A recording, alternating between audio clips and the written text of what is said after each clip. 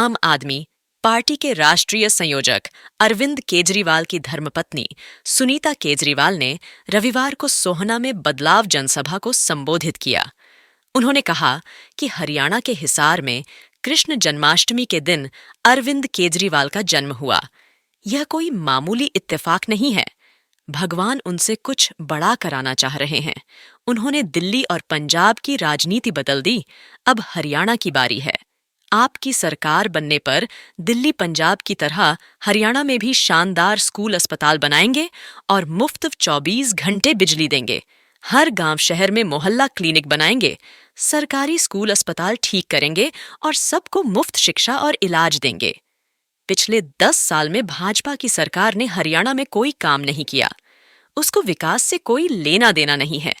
इस दौरान हरियाणा के प्रदेश अध्यक्ष डॉक्टर सुशील गुप्ता समेत जिला अध्यक्ष धर्मेंद्र खटाना, प्रदेश उपाध्यक्ष उमेश अग्रवाल, प्रदेश संयुक्त सचिव बीरू सिंह सरपंच, लोकसभा अध्यक्ष मुकेश डागर, डॉक्टर सारिका वर्मा, धीरज यादव, एडवोकेट निशांत आनंद, एडवोकेट दिनेश यादव और हजारों पदाधिकारी एवं कार्यकर्ता मौजूद रहे।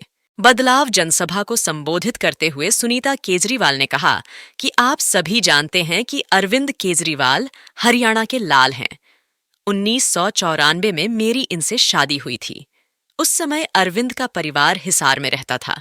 वहां उनके पिता नौकरी करते थे।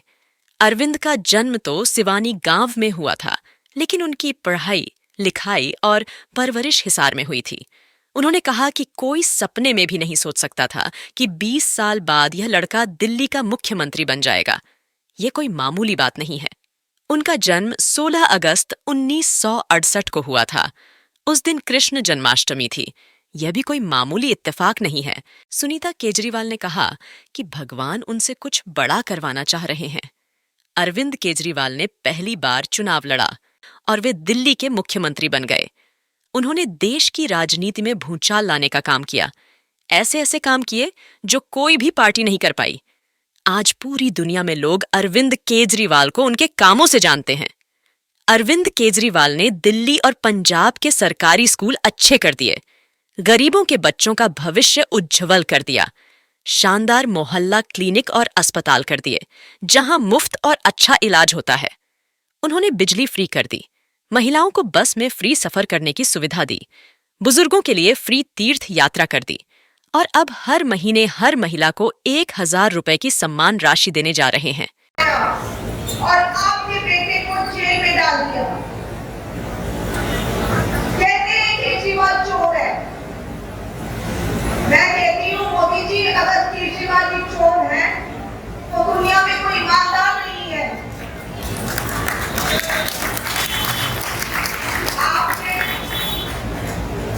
आपके बेटे को मोदी जी ने जेल में नहीं डाला। हरियाणा के लाख को जेल में डाला है।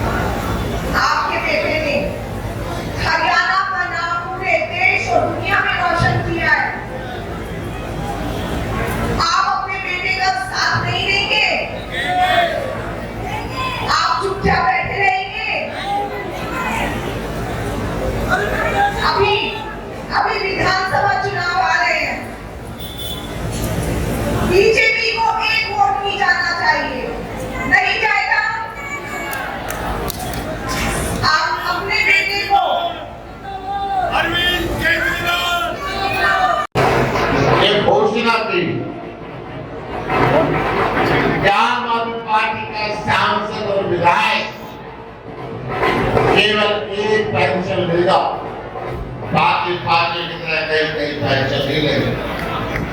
अरे कानून बना, एक ऐसा नेता हरियाणा का बेटा जिसने राजनीति के केंद्र बिंदु के अंदर हर दिन की जरूरतों को लेकर आया और आम आदमी की जरूरतों को लेकर आया। सबसे पहले जिन्होंने कहा कि आजादी के 75 साल बाद तक ये बिजली के लंबे कट ठीक नहीं, महंगी बिजली ठीक नहीं, और घोषणा की जहां जहां हमारी सरकार आएगी वहां पर हम 24 घंटे बिजली देंगे और मुफ्त बिजली देंगे। अरविंद केजरीवाल ने दिल्ली के अंदर 24 घंटे बिजली दी और मुफ्त दी, पंजाब के अंदर 24 घंटे बिजली दी और मुफ्त दी। ये तानाशाह डर गया कि पूरा देश 24 घंटे बिजली मांगेगा और मुफ्त मांगेगा, अरविंद को जेल के अंदर डाल दो। परंतु जो वेलफेयर के काम थे, अरविंद केजरीवाल ने कहा आप जो मर्जी बनाए, हम यहाँ रुकने वाले नहीं। जिस देखो तो सरकारी स्कूल सबसे अच्छे हो सकते हैं दिल्ली के अंदर। सरकार अमेरिका के राष्ट्रपति अगर हिंदुस्तान के अंदर आते हैं तो उनकी धर्म पत्नी कहते हैं कि मैं अरविंद केजरीवाल के स्कूल देखना चाहती हूं।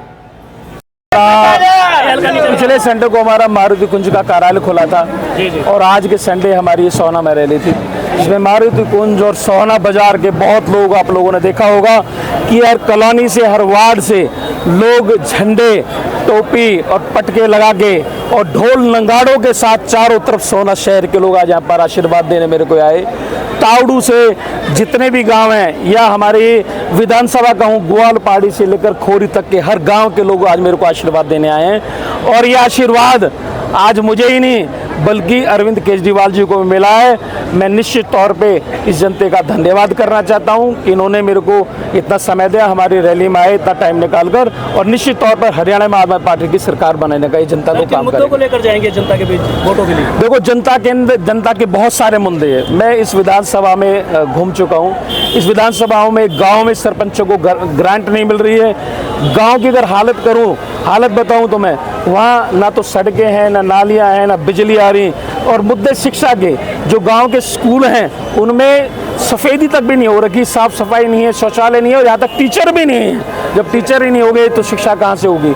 मैं अगर सोहना की बात करूँ तो सोहना में गवर्नमेंट कॉलेज हम लोगों के पास नहीं है। सोहना की अगर मैं बात करूँ तो 7 लाख की आबादी में एक हमारे पास अस्पताल नहीं है। एक अस्पताल है छोटा सा नागरिक, जिसमें एक आईसीयू बेड नहीं है, जिसमें टेस्ट नहीं होते, जिसमें दवाइयाँ फ्री नहीं है। तो तमाम तरह की यहाँ पर अब असुविधाएं फैली हुई हैं। यहाँ पर लोग आते हैं और जीत करके चले जाते हैं, लेकिन सोहना की जनता के बारे में कोई नहीं सोचता। मैं इसी मंडी की इस स्थल की बात करता हूँ। इस मंडी में चारों तरफ जाकर देखो, गंदगियाँ फैली हुई हैं, नालियाँ बंद पड़ी हुई हैं। अभी मेरे को एक लाला जी मिले थे कल, मैं शाम को यहाँ पर वो कर रहा था, बोला जी यहाँ बारिश का पानी निकलता नहीं है, पर सारे नालियाँ फंसे हुए हैं।